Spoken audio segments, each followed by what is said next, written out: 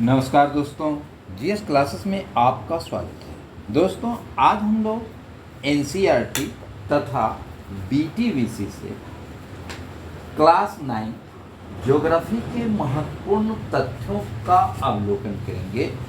इसमें हम लोग आज प्रथम पाठ भारत आकार और स्थिति, इस पाठ के जो भी महत्वपूर्ण तथ्य हैं उसको देखेंगे, जो आपके आगामी परीक्षाओं के लिए काफ़ी उपयोगी है और ख़ासकर बीपीएससी द्वारा आयोजित शिक्षक परीक्षा, जिसमें प्राथमिक, माध्यमिक और उच्चतर माध्यमिक तीनों के लिए बहुत ही उपयोगी है।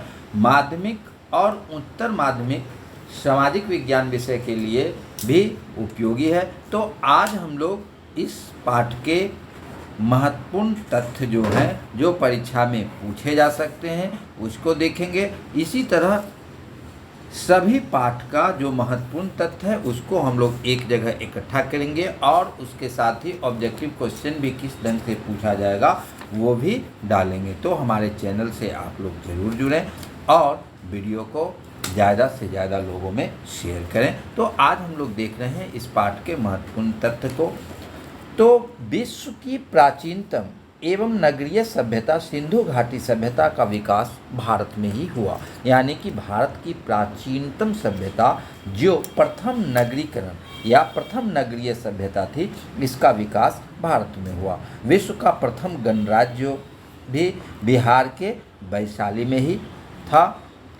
विश्व में भारत ही एकमात्र ऐसा देश है जिसके नाम पर एक महासागर हिंद महासागर है। यानी कि हिंद महासागर का नाम जो है सो हमारे देश के नाम पर है, जो विश्व में सिर्फ एक महासागर है जिसका नाम किसी देश के नाम पर है। अब भारत उत्तरी गोलार्ध में स्थित है, इसको याद रखेंगे। ये क्वेश्चन पूछा जा सकता है कि भारत किस गोलार्ध में स्थित है, तो भारत उत्तरी गोलार्ध में स्थित है। भारत की मुख्य भूमि का विस्तार 8 डिग्री 4 मिनट उत्तर अक्षांश से 37 डिग्री 6 उत्तर अक्षांश तथा 68 डिग्री 7 मिनट पूर्व से 97 डिग्री 25 मिनट पूर्व देशांतर तक है। यानी कि भारत की मुख्य भूमि का विस्तार जो है 8/4 से 37/6 और 68/7 से 97/25 तक है। इसको देखेंगे बारीकी से, मुख्य भूमि लिखा हुआ। अगर द्वीप को सम्मिलित कर लेंगे तो द्वीप को सम्मिलित करने पर इसका विस्तार जो हो जाएगा, अक्षांशीय विस्तार, वह 6 डिग्री 45 मिनट से 37 डिग्री 6 उत्तरी अक्षांश तक हो जाएगा। यानी कि मुख्य भूमि को अगर हम शामिल करेंगे तो इसका दक्षिण में जो है इसका विस्तार 6 डिग्री 45 मिनट से हो जाएगा। तो इसको याद रखेंगे। परीक्षा में अगर मुख्य भूमि पूछता है तो मुख्य भूमि का 8/4 से होगा, और अगर द्वीप सहित पूछेगा तो उसका विस्तार 6 डिग्री 45 मिनट से होगा। इस मैप को अगर आप गौर से देखेंगे तो यहाँ पर 6:45 यानी कि अंडमान निकोबार द्वीप समूह का जो है विस्तार, उसको देखेंगे तो यहाँ पर आप गौर करें, ये 6 डिग्री 45 मिनट लिखा हुआ, तो यहाँ से हो जाता है। जबकि इसके मुख्य भूमि को लेंगे तो मुख्य भूमि ये है और इसका विस्तार देखेंगे तो ये 8 डिग्री 4 मिनट से है। तो ये दोनों अंतर है। अगर परीक्षा में इस ढंग का मुख्य भूमि जोड़े हुए है तो ये उत्तर हो जाएगा, और अगर द्वीप सहित है तो 6 डिग्री 45 मिनट से। तो इसको गौर करेंगे, इस बारीक अंतर को समझेंगे। आगे है, भारत का दक्षिणतम बिंदु इंदिरा पॉइंट है जो अंडमान निकोबार द्वीप समूह में स्थित है। मुख्य भूमि पर कन्याकुमारी है। यानी कि दक्षिणतम बिंदु जो है इसका इंदिरा पॉइंट है जो अंडमान निकोबार द्वीप समूह में स्थित है, और मुख्य भूमि पर कन्याकुमारी, यहाँ देखेंगे कन्याकुमारी है जो तमिलनाडु में है। कन्याकुमारी जो तमिलनाडु में है, यहाँ पर ये मुख्य भूमि पर हो गया, और इसका इंदिरा पॉइंट जो है सो यहाँ नीचे हो गया। अब है सबसे उत्तरी बिंदु अगर लेंगे तो वह इंदिरा कोल है जो जम्मू कश्मीर। सबसे पश्चिम बिंदु गुहार मोती है जो गुजरात में है। सबसे पूर्वी बिंदु जो है सो की कीवीथु जो अरुणाचल प्रदेश में है। तो ये सबसे अगर पूरब पश्चिम उत्तर दक्षिण के सुदूर अंत का बिंदु देखेंगे, यानी कि सबसे अंतिम बिंदु देखेंगे पूरब का, पश्चिम का, उत्तर का, दक्षिण का, तो सबसे दक्षिण में आपका हो जाएगा इंदिरा पॉइंट, उत्तर में हो जाएगा इंदिरा कोल, पश्चिम में हो जाएगा गुहार मोती और पूरब में हो जाएगा कीवीथु जो अरुणाचल प्रदेश में है। अब है भारत की स्थल सीमा रेखा लगभग 15,200 किलोमीटर है और समुद्री तटरेखा अंडमान और निकोबार द्वीप समूह तथा लक्षद्वीप समूह के साथ 7,516.6 किलोमीटर। इसमें भी अंतर देखेंगे, यानी कि स्थलीय सीमा तो 15,200 किलोमीटर हो गया, समुद्री तटरेखा द्वीप सहित और द्वीप को छोड़कर अगर मुख्य भूमि की तटीय सीमा रेखा देखेंगे तो वह 6100 किलोमीटर है और अगर इसमें द्वीप को सम्मिलित कर देंगे तो द्वीप को अगर सम्मिलित करेंगे तो यह 7516.6 किलोमीटर हो जाएगा। अब है भारत का उत्तरी भाग चौड़ा है और दक्षिणी भाग क्रमशः पतला होता गया है। देखिए भारत का उत्तरी भाग और दक्षिणी भाग में तो यहाँ पर जो है सो यह क्रमशः जो है सो ऊपर से यहाँ से नीचे की ओर आएंगे तो यह क्रमशः क्या होता गया है, सकरा होता गया है और सबसे अंतिम छोर पर कुमारी अंतरिप या कन्याकुमारी है। यहाँ देखें ये तमिलनाडु का, इसमें सबसे अंतिम छोर पर जो है सो कन्याकुमारी अंतरिप, कुमारी अंतरिप या कन्याकुमारी है। अब है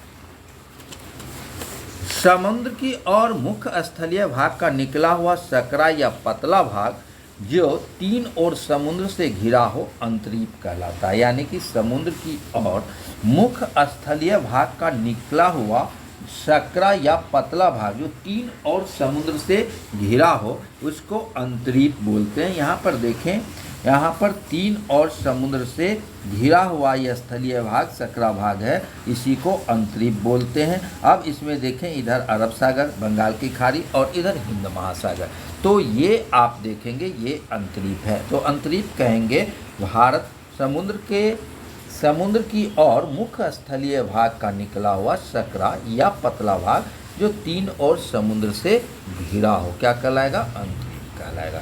अब कहता भारत का पश्चिम से पूर्व की दूरी 2933 किलोमीटर तथा उत्तर से दक्षिण की दूरी 3214 किलोमीटर है। इस भारत के मैप को देखें तो यह पश्चिम से पूर्व इसकी दूरी जो है सो 2933 किलोमीटर है और उत्तर से दक्षिण इसको देखेंगे, उत्तर से दक्षिण तो ये 3214 किलोमीटर, यानी कि पूर्व से पश्चिम की दूरी जो है सो 2933 किलोमीटर और उत्तर से दक्षिण जो है सो 3214 किलोमीटर है।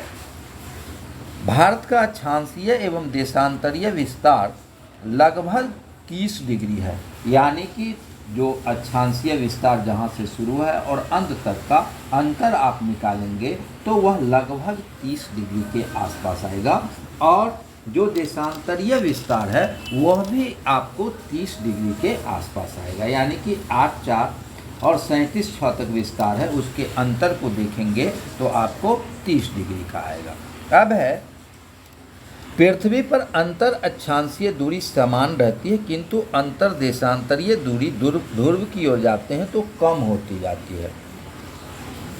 अब भारत की मानक देशांतर रेखा 82.5 डिग्री पूर्वी देशांतर रेखा है जो इलाहाबाद के नैनी से होकर गुजरती है, यानी कि भारत की प्रधान मध्याह्न रेखा, इसको गौर करें, ये भारत की प्रधान मध्याह्न रेखा 82.5 डिग्री है जो इलाहाबाद के नैनी से होके गुजरती है।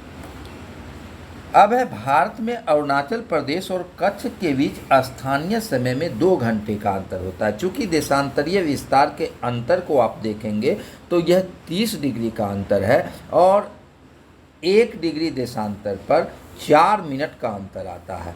तो 30 को 4 से आप गुना करेंगे तो वह 120 होगा, 120 मिनट, यानी कि वह 2 घंटे का अंतर आपको हो जाएगा।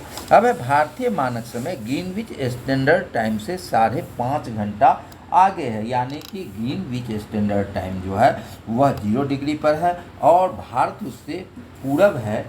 तो दोनों के अंतर को देखेंगे, यानी कि जैसे बढ़ेंगे तो वह 5.5 घंटे का आपको अंतर आ जाएगा। भारत में वर्तमान में 28 राज्य एवं 8 केंद्र शासित प्रदेश हैं। भारत की स्थल सीमा 7 देशों को छूती है, जिसमें पाकिस्तान, अफगानिस्तान, चीन, नेपाल, भूटान, बांग्लादेश एवं म्यांमार, ये भारत की स्थल सीमा को छूने वाले देश हैं, जिसमें पाकिस्तान, अफगानिस्तान, चीन, नेपाल, भूटान, बांग्लादेश एवं म्यांमार। श्रीलंका एवं मालदीव जो है सो हिंद महासागर स्थित पड़ोसी देश है। श्रीलंका और मालदीव को देखेंगे स्थिति, तो श्रीलंका और मालदीव इसका समुद्र में स्थित पड़ोसी देश है। यहाँ पर देखें, ये श्रीलंका और ये मालदीव है, यह दोनों जो है सो भारत का समुद्र स्थित पड़ोसी देश है। अब आगे देखते हैं, श्रीलंका भारत से मन्नार की खाड़ी तथा पाक जल संधि द्वारा अलग होती है।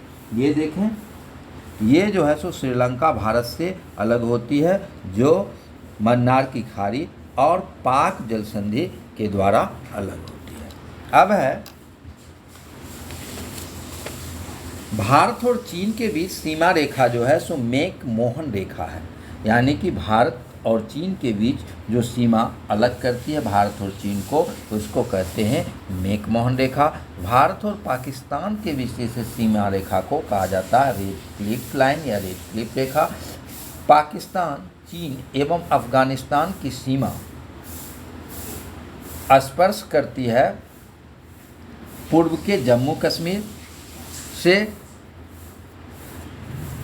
अब अगर हम देखें तो जम्मू कश्मीर के उत्तर पूर्व में तिब्बत का पठार, यहाँ कैलाश पर्वत और मानसरोवर झील है।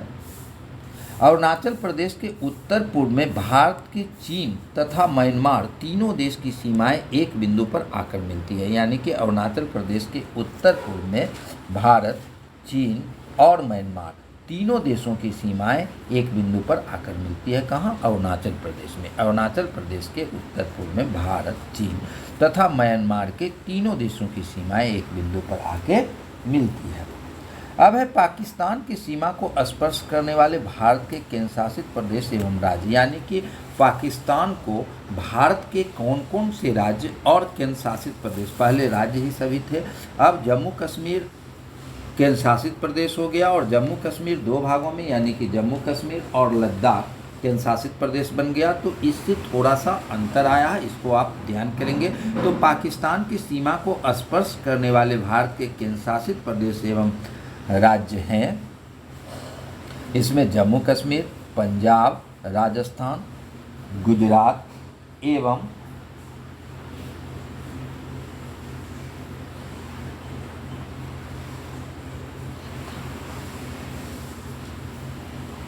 लद्दाख के क्षेत्र हो जाएंगे। अगला अफगानिस्तान की सीमा को स्पर्श करने वाले केंद्र शासित प्रदेश लद्दाख हो जाएगा।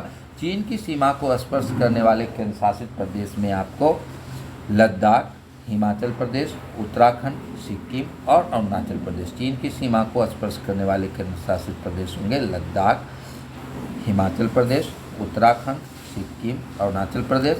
बांग्लादेश की सीमा को स्पर्श करने वाले होंगे मिजोरम, त्रिपुरा, असम, मेघालय एवं पश्चिम बंगाल। म्यांमार को जो राज्य स्पर्श करेंगे अरुणाचल प्रदेश, नागालैंड, मणिपुर और मिजोरम। और नेपाल को स्पर्श करने वाले उत्तराखंड, उत्तर प्रदेश, बिहार और पश्चिम बंगाल। तो ये क्वेश्चन आपको पूछा जा सकता है। तो ये मैप से संबंधित क्वेश्चन अधिकांशतः हैं जो विभिन्न परीक्षाओं में, आप विभिन्न परीक्षाओं के जीके के क्वेश्चन का अवलोकन करेंगे, देखेंगे तो आप पाएंगे कि इससे संबंधित 1-2 क्वेश्चन अवश्य रहता है। तो आप मैप की सहायता से इसको ज़रूर तैयार कर लें, आपको विभिन्न परीक्षाओं में इससे संबंधित क्वेश्चन देखने को मिलेगा।